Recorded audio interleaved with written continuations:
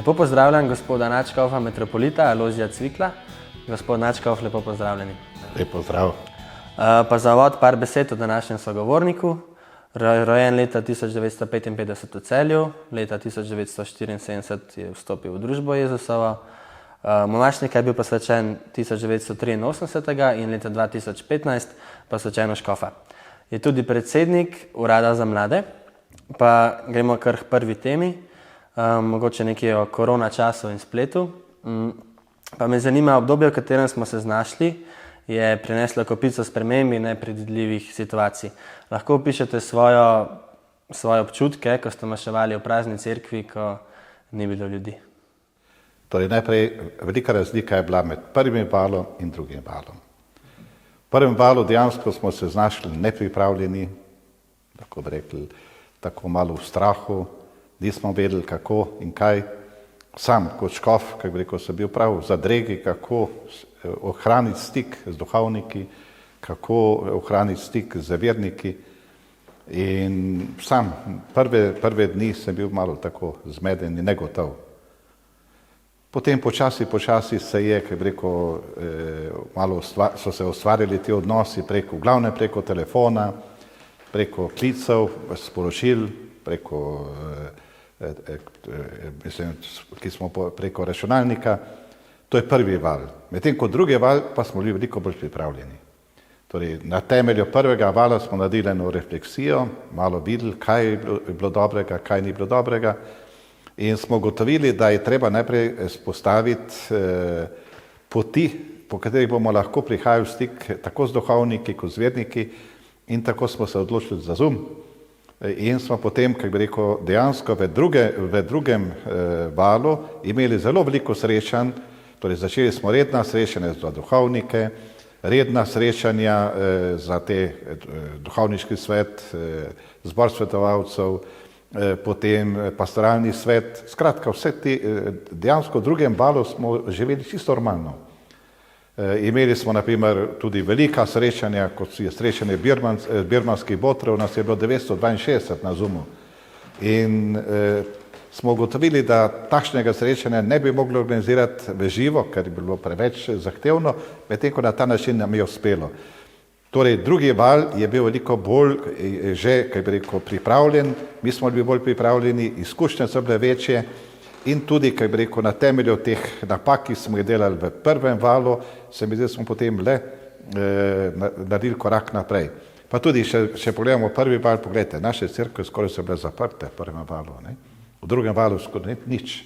Torej so bile cerkve vedno odprte za molitev, za češčenje, upoštevali smo vse ta navodila, ampak ljudje so lahko prihajali. Lahko so prihajali, kako bi rekel, res po to duhovno tolažbo, moč. Tudi, kaj bi rekel, duhovnik je bil na razpolago za obhajilo, za spoved. Skratka, v drugem valu je bilo veliko bolj, veliko več narejenega v tem odnosu do duhovnikov in ljudi, da so lažje preživljali ta čas stiske in težav.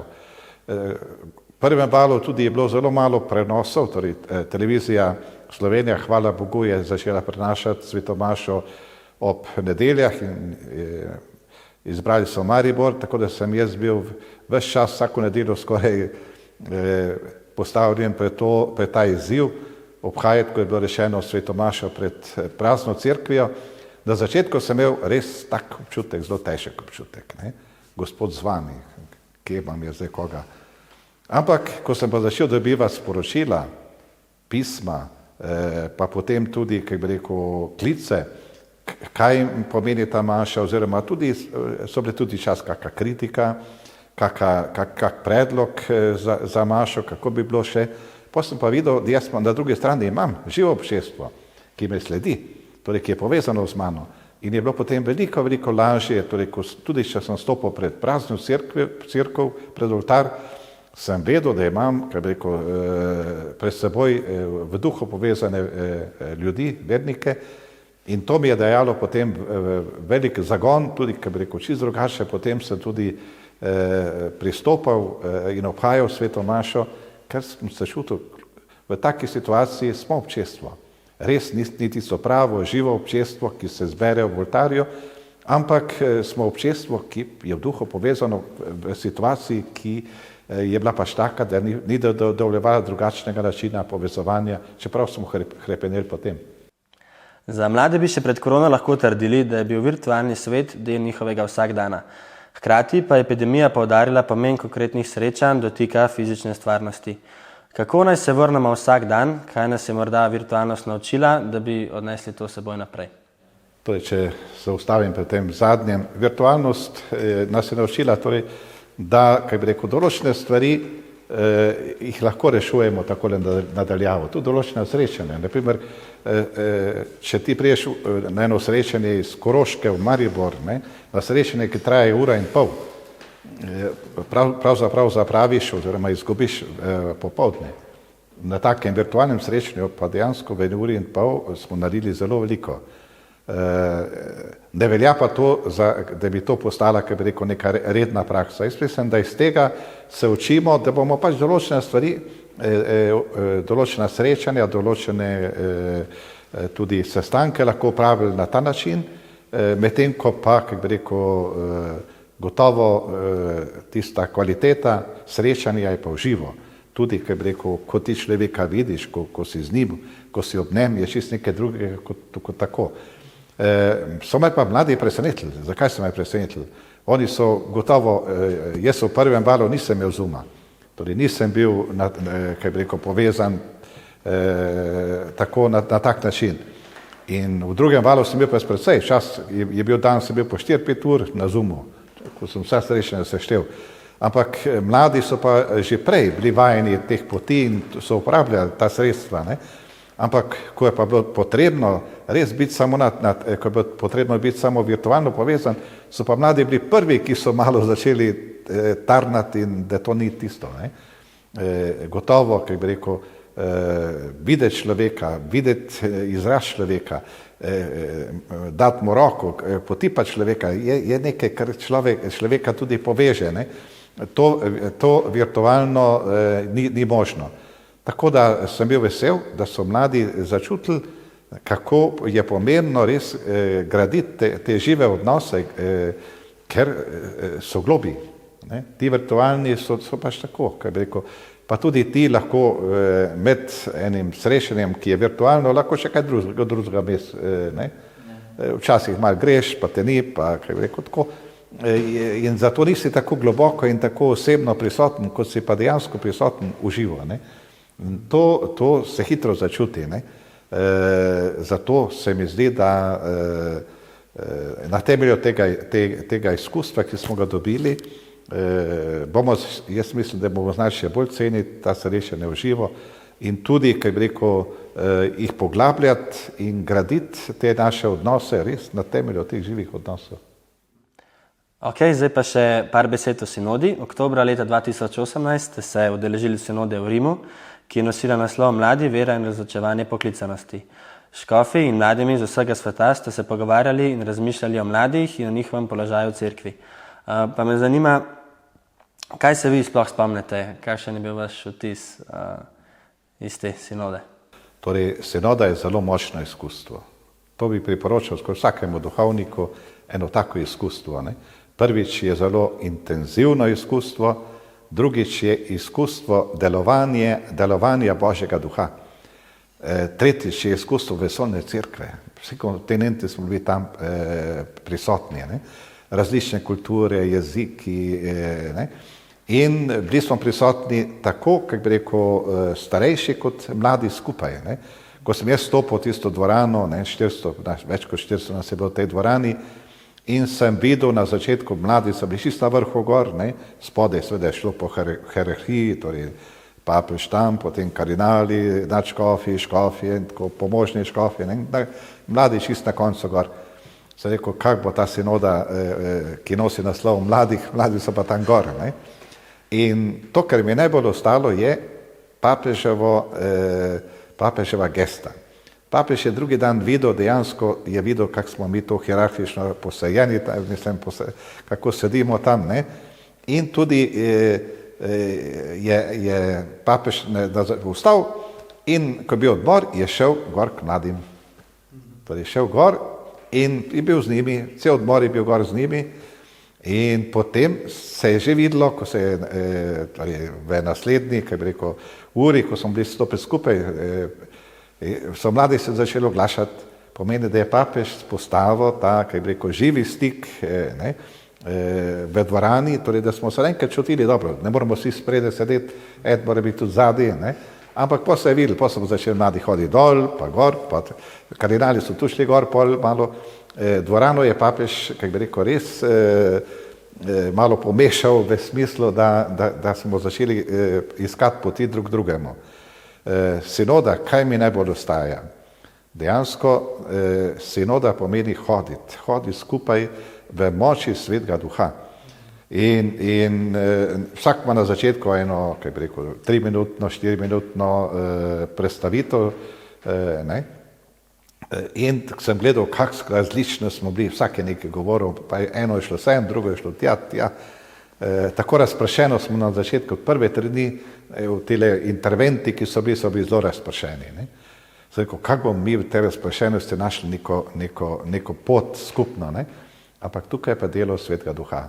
Delo Svetega Duha, ki dejansko zna povezati skupaj. Zakaj pravim to? Zato, ker potem prva beseda, ki je prišla na dan, na sinodi je bila poslušanje. Naučiti se poslušati. Torej, če se hočemo, kaj bi rekel, res dati vodi Svetemu Duhu, moramo najprej mi se naučiti poslušati drug drugega, spoštovati drug drugega in se uživeti v drug drugega. Potem bo se začelo nekaj, potem se bo res začela pot. No in drugi korak, torej najprej poslušanje, ki je bilo res, vsak dan smo to besedo slišali, saj neštetokrat, kako se je potrebno poslušati, je bilo potem, kaj bi rekel, druga beseda spremljanje. Dejansko, ko govorimo o mladih, jaz mislim, da je prva stvar, da jim znamo prisluhniti, da jih znamo opaziti in prisluhniti. In potem, da jim pomagamo korak za korakom, da se čutijo, da so del naše poti. Še več, da so oni tisti, ki bodo jutri tisti, ki bodo dajali ton, oziroma oni bodo jutri, tam spredaj je bilo vse staro. Pomeni, da če bi gledal dvorano, čez 10 let bo to obrnjeno. In se mi zdi, da sinoda, kaj bi rekel, je dejansko ustvarila to vzdušje, ki je bilo iz dneva v dan bolj domače, bolj odprto. No in potem pa smo imeli še prvič eno romanje. Smo rekli, dobro, tu sedimo, v tej dvorani sedimo skupaj, govorimo o tem odprtosti Svetemu Duhu in to je padlo odločitev, gremo na romanje. In sicer so izbrali 4 kilometre v stran od Rima točko, kjer smo začeli to romanje in potem je bilo tako mišljeno, da, kaj bi rekel, prvi del romanja smo se pogovarjali. Prvi del, rečemo, 1,5 kilometra je bilo pogovor, si se lahko malo družil tako, posebej z ljudmi, ki jih v dvorani nisi še srečal in tako. No, potem po 1,5 kilometra je bilo en kratek, kaj bi rekel, kratek program. In potem drugi del je bila pa molitev. Smo pa lahko se razdelili po 2, po 3, pa smo skupaj molili. Je bila pa molitev. Potem spet je bilo en program, smo se ustavili, spet program in potem smo šli pa proti Svetemu Petru, proti, kaj bi rekel, tam in na vratih nas je potem počakal papež, ki nas je popeljal potem v cerkev noter, na grob Svetega Petra in tam potem je bila, kaj bi rekel, kratek nagovor, izpoved vere, tak res močen trenutek in tukaj se videl potem, kako smo mi, kaj bi rekel, dejansko sinoda je postajala neke vrste model, kako naj bi cerkev bila danes. Cerkev, ki se posluša, cerkev, ki je odprta za mlade in skupaj z mladimi išče pot za jutri. In tako da, kaj bi rekel, če je bila prva beseda poslušanje, potem spremljanje, je bila potem tretja beseda vključevanje. Kako mlade vključevati v naše občestva, da bodo mladi, kaj bi rekel, ne samo se čutili, da so del tega občestva, ampak da bodo vedno bolj postajali tudi akterji, nosilci življenja v tem občestvu. in da začutijo mladi, da, kaj bi rekel, so oni jutri in zato jim je potrebno pomagati, da bi res lahko prehodili to pot, da bodo jutri lahko potem oni nosilci oznanjevanja in življenja po veri. Kako se pa sinoda kaže v cerkvi na Slovenskem? Torej, mi nismo, kaj bi rekel, dejansko da je v sinode že kar malo minilo. Po svoje to malo, kaj bi rekel, je bila škoda, ker takrat ta sinoda je imela svoj, kaj bi rekel, naboj. Ampak jaz mislim, da sinoda je tudi pustila prvič zelo bogate dokument, on živi, ki je zelo, kaj bi rekel, se mi zdi, da še vedno navdihuje in je lahko za nas tudi dokument, v katerem se lahko navdihujemo. Predvsem pa se mi zdi, da smo tudi mi zdaj, kaj bi rekel, vsaj zadnje leto, ko smo, kaj bi rekel, se posvečali temu, da izvedemo neke vrste anketo o vernosti mladih, o kako mladi doživljajo Boga, odnos do cerkve, kako se čutijo v cerkvi. Vse to smo, kaj bi rekel, v zadnjem letu v Sloveniji imeli kot na programu in sedaj, kaj bi rekel, smo ravno v času, ko bi počasi prišli izsledki, tako bolj, kaj bi rekel, konkretni.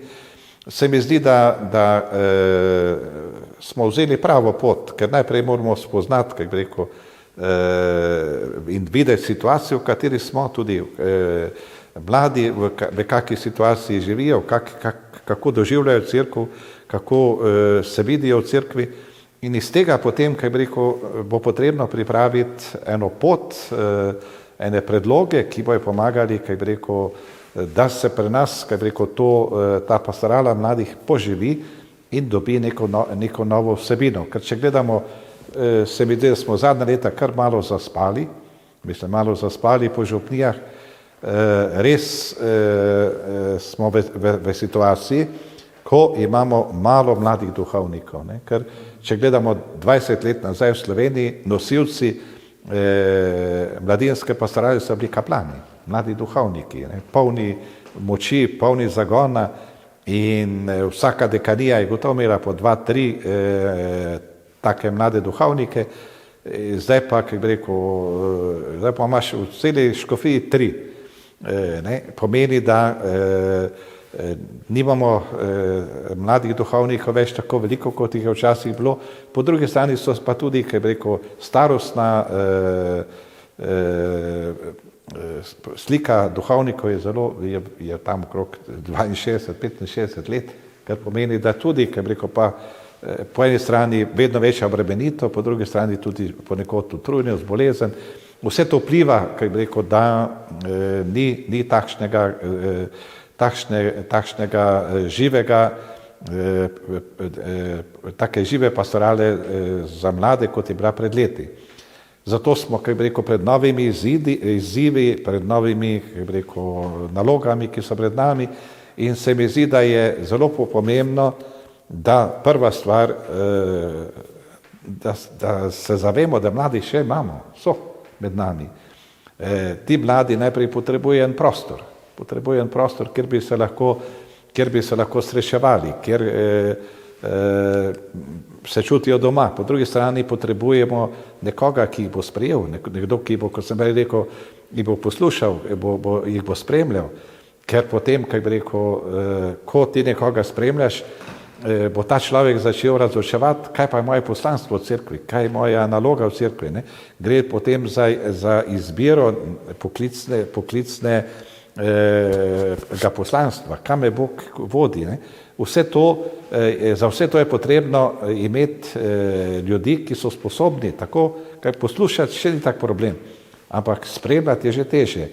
Medtem ko izpeljati neki proces razočevanja, pa zahteva že, kaj bi rekel, precej prefinjen čut, oziroma tudi sam moraš imeti najprej eno izkustvo, da je nekdo tebe spremljal, da ti je nekdo tebi pomagal pri razočevanju in da znaš res prepoznavati te vzgibe, ki so v človeku, ker, kaj bi rekel, lahko tudi, če nekdo je preveč direkten, lahko tudi, kaj bi rekel, drugemu ne pusti dejansko, da bi svobodno se lahko odločal in iskal. Tako da to se mi zdi, da je en tak prostor, potem ljudje, ki so pač pripravljeni sprejeti to nalogo in potem pa, kaj bi rekel, neka celostna pot. Ne? Mi bi morali, kaj bi rekel, že pripravo na Birmo tako zastaviti, da vemo, da se potem nekam nadaljuje. Ne? Mi imamo v Sloveniji, kaj bi rekel, ko pridemo do Birme, jaz, ko hodim po župnijah, večkrat vprašam mlade, kako si vi predstavljate zdaj življenje po Birmi? Kje se vidite v cerkvi? Kje se vidite v župniji? Pa mi doskrat rečejo, se nič ni. Nimam nič. Ja, seveda, dobro. Ko mi pišejo pisma, mi napišejo, pa imaš nekaj za skavte, zelo veliko je animatorjev, ki bi bili, ali pa tudi v kakem pevskem zboru, ne. Skratka, ali pa tudi, da bi brali pri maši. Skratka, je neka želja, da bi se nekam vključili, ampak če ni, kaj bi rekel, nekoga, ki jih povabi, ampak tudi potem, da jih spremlja, bo prej ali slej potem tak človek prenehal in se udalil. Zato se mi zdi, ko govorimo, kaj bi rekel, o tej pastorali mladih, dejansko, da je celostno zastavljena, da že ko ti začneš eno pot priprave na Birmo, da veš, da imaš potem tudi možnost tja in da lahko potem ti to pomaga pri tvojem zorenju v veri, pa tudi v tvojem stopanju v občestvo. Kakšno vlogo v tem procesu igrajo mladi? Kje lahko pripomoremo, s čim? No, zdaj, zanimivo, da če se vrnemo nazaj s sinodi, Sinoda je govorila o tem, da bi mladi naj postali nosilci. Torej, kaj bi rekel, da ne bi bili samo gledalci, opazovalci, ampak dejansko nosilci. Najprej, kaj bi rekel, z svojo mladostno zagnanostjo, ki cerkev, kaj bi rekel, je živa, če je ta mladostni dinamizem prisoten. Če ga ni, potem, kaj bi rekel, ti vidiš cerkev eno tako utrujeno, staro in taka cerkev te ne nagovori, te ne navduši. Če pa imaš noter ta mladostni vidik, ne, je pa zelo pomemben. Torej, mladi, ki so, kaj bi rekel, so ustvarjalci življenja v občestvu in tudi, kaj bi rekel, so ustvarjalci jutri. In zato se mi zdi, ko govorimo o mladih, da, kaj bi rekel, se vključijo vse, kaj bi rekel, vse elemente župnijskega življenja. Jaz zelo vztrajam na tem, da mora biti v župnijskem svetu tudi ena pa dva predstavnika mladih, da, kaj bi rekel, v vseh skupinah, ki so, mora biti tudi mladi prisotni. Ker potem, kaj bi rekel, dejansko je ta dinamika življenja živa, pa ne samo to. Papež je zelo poudarjal to, da, kaj bi rekel, mladi potrebujejo okolje, kjer lahko zorijo in tudi okolje, kjer lahko se učijo prevzemati odgovornosti. Ne? Mi včasih naredimo veliko napako, ker vidimo ga mladega, ta pa bo.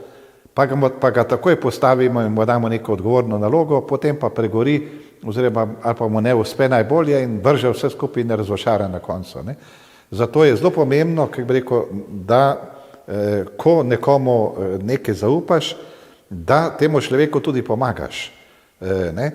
Ali pa da ob nekom se brusi in uči prevzemati naloge. Ker tak potem bo pa na tem izkustvu pa potem res lahko prevzel eno veliko in pomembno nalogo. Ne?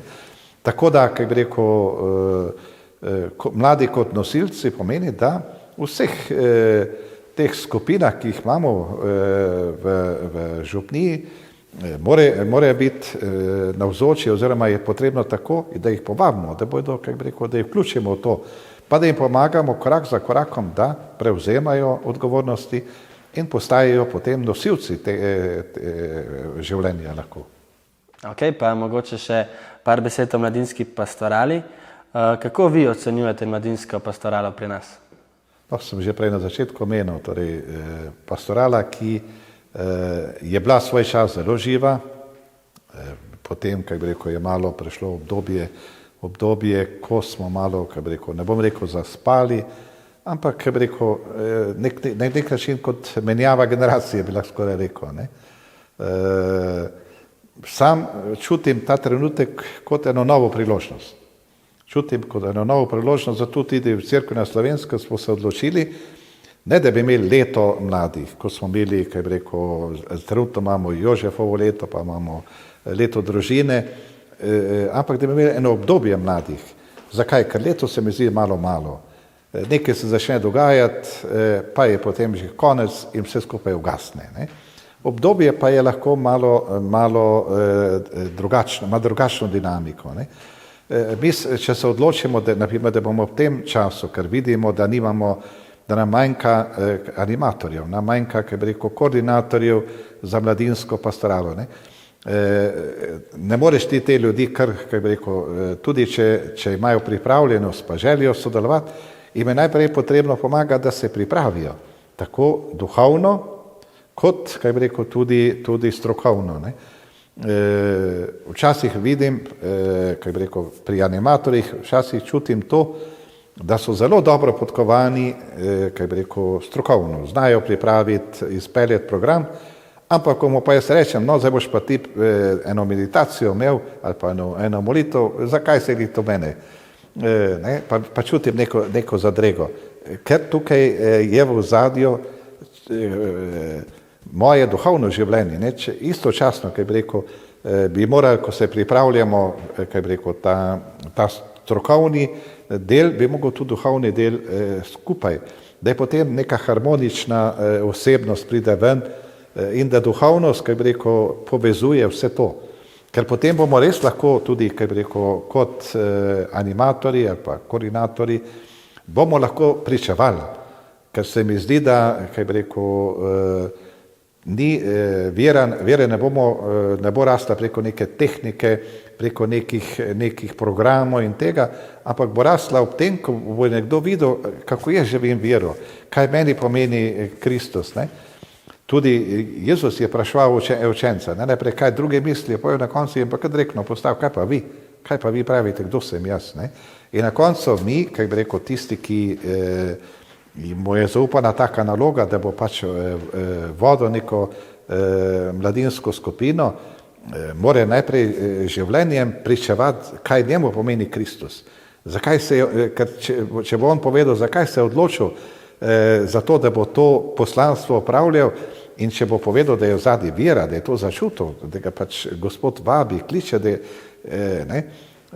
tudi sinoda, zanimivo, je zelo veliko govorila o poklicanosti, ampak vsi so mislili, da bo govorila samo o poklicanosti za duhovnike, redovnice, ne.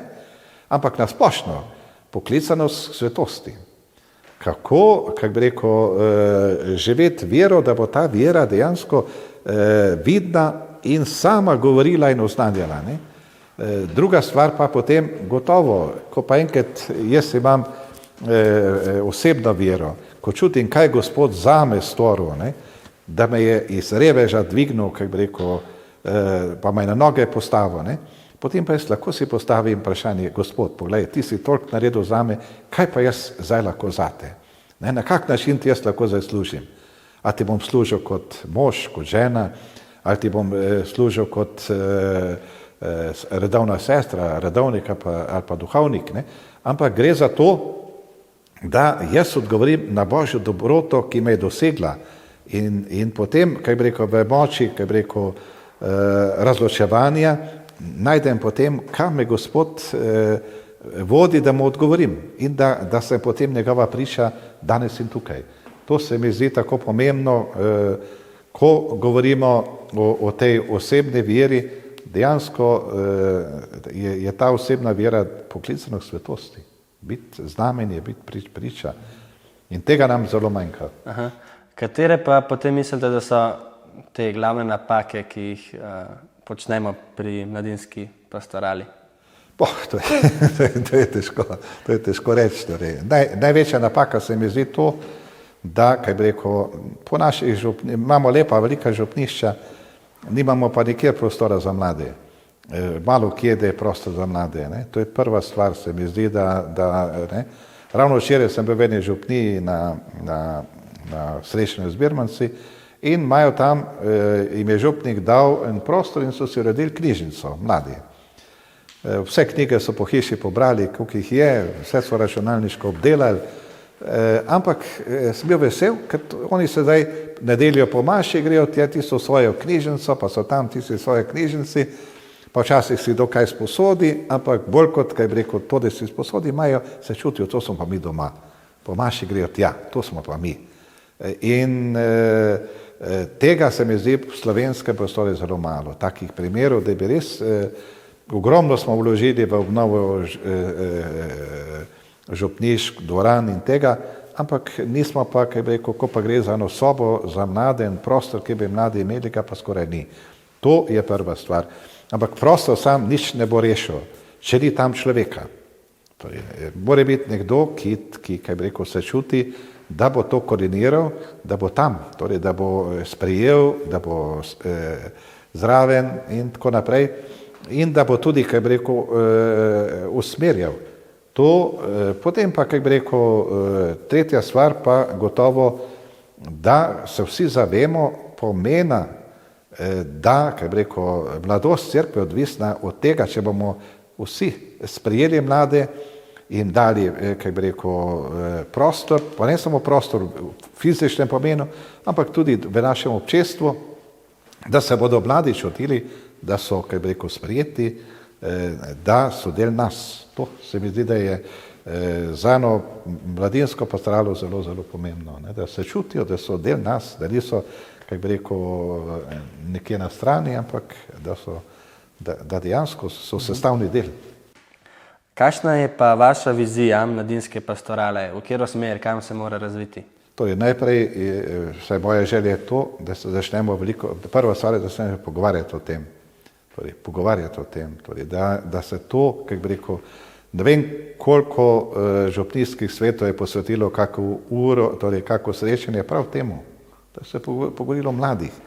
Ne? Kako, kaj bi rekel, dati tem mladim, ne? Druga stvar, ne? Iskati tudi načine, ki so mladim blizu. Ne? Prej sem govoril, sinoda je videla, da je mladim veliko pomenijo romanje. Dobro, pa smo eno dopoldne, namesto da bi tam sedeli, smo šli na romanje. In se mi zdi, da mladim veliko pomenijo romanja. Ne? Radi grejo na romanje, mislim, če je tudi to romanje pripravljeno. Ne? Tretja stvar, tudi, kaj bi rekel, mladi iščejo nekaj več poglobitev. Zato se mi zdi, kaj bi rekel, tudi duhovni vikendi, duhovne vaje, ali pa tudi, kaj bi rekel, taki tedni.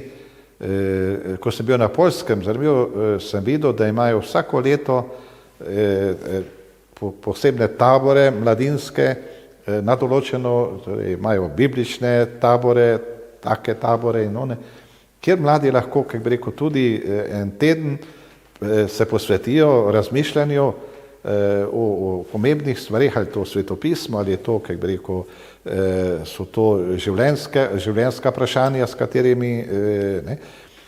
Jaz vedno bolj vidim, da nam manjka, ko hodim naprimer po Birmah okrog, da nam manjka, mi bi rabili naprimer enih 50 odgovorov na najbolj živa vprašanja, s katerimi se mladi danes rešujemo, pa nimajo. Da bi mladi, naprimer, 50 vprašanj, taki, ki so čisto blizu mladim in na to, kaj bi rekel, kratke odgovore. Ob tem bi se pa potem lahko začela neka, tudi, kaj bi rekel, po teh naših skupinah bi se potem lahko začel pogovor, ampak mora biti neka osnova, ob katerem se ti lahko pogovarjaš. In je zanimivo, da če že Birmanci me sprašujejo, ali je res Gospod vstal, ali je res, ali ni samo, kaj bi rekel, to. Potem zanima jih, kaj bi rekel, čisto posmrtno življenje, take stvari, ki se mislimo, da je mlade, pa jih to ne zanima, pa jih zanima še kako. Ne? Hočem reči, da bi v teh vprašanjih tudi na take, kaj bi rekel, verodostojne odgovore na njihovi ravni bi bilo to zelo dobrodošlo. Vaše škofovstvo zaznamuje tudi geslo, ki ste si ga ob začetku svojega poslanstva izbrali. Iz tema bo zasvetila luč. Kako lahko cerkev na Slovenskem, še posebej mladim, prinaša luč? Tistim, ki tavajo, ki iščejo, ki so se izgubili?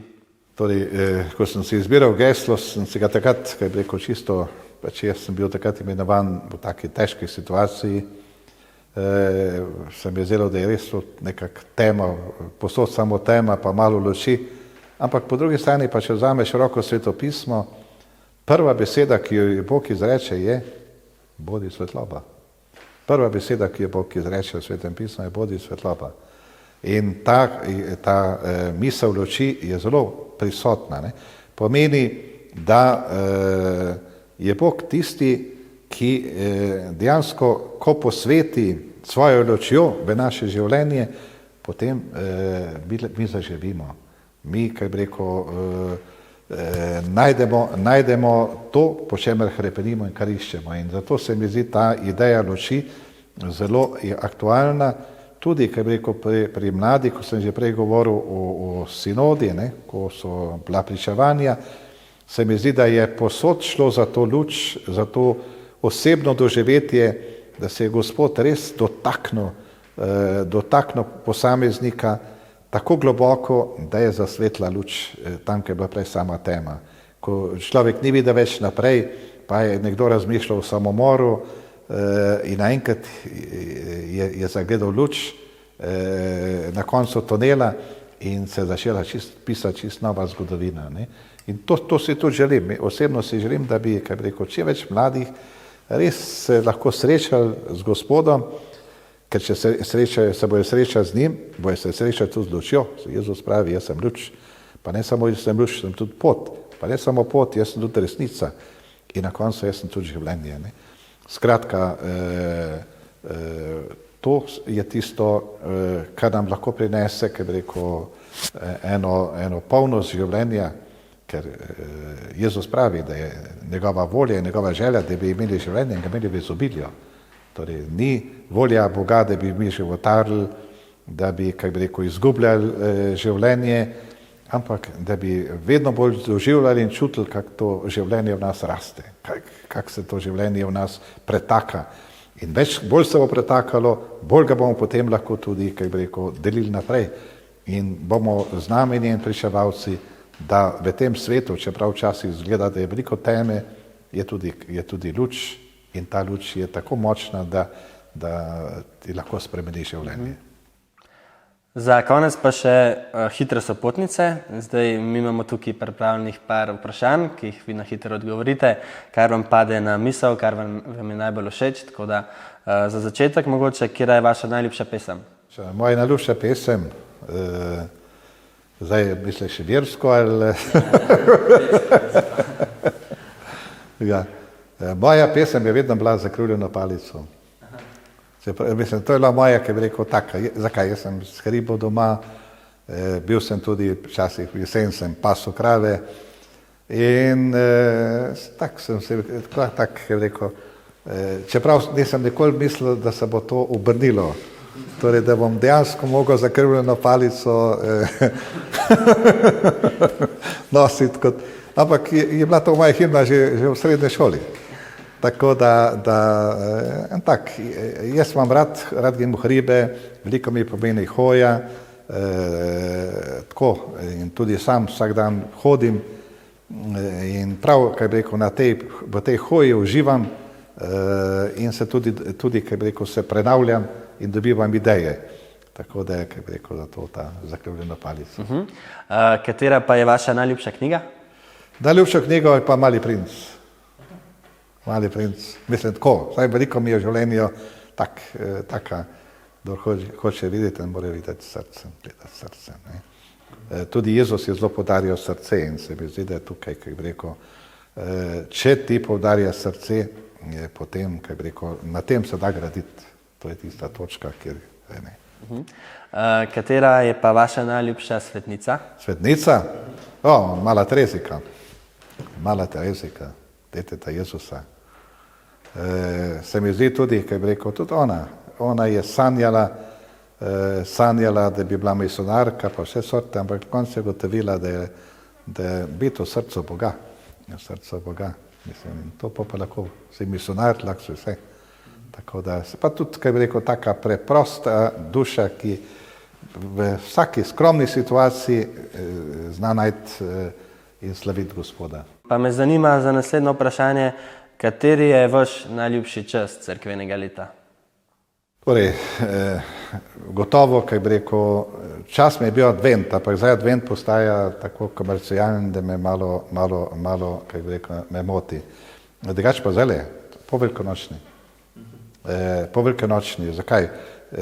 Beremo apostolska dela v tem času in to je pot cerkve. To je pot cerkve. Z binkoštnim, mi sicer zaključimo z binkoštnim, ampak tam apostolska dela se pa začnejo z binkoštnim. In zato jaz vedno, ko birmancem rečem, poslušajte, s čem se začne pot cerkve? Z binkoštnim. Pomeni, zdaj tudi vaša pot se zdaj tu šele začenja praktično. In veliko težav preizkušnje je dala cerkev skozi, če gledaš apostolska dela. Ampak te preizkušnje so samo prečiščevale, utrjevale in oni so z veseljem slavili Gospoda, ker je bil z njimi. In je potrjeval njihova dela in en tako, kaj bi rekel, življenje je čutiti dejansko, življenje, ki se pretaka. In zato je tak, kaj bi rekel, ta velikonočni čas, ki se potem zaključi z binkoštmi, ko smo pa dejansko potrjeni v tem in gremo. Gospod Načkov, vam najlepša hvala za vaš čas in vse poučne besede in informacije. Hvala, da ste bili z nami.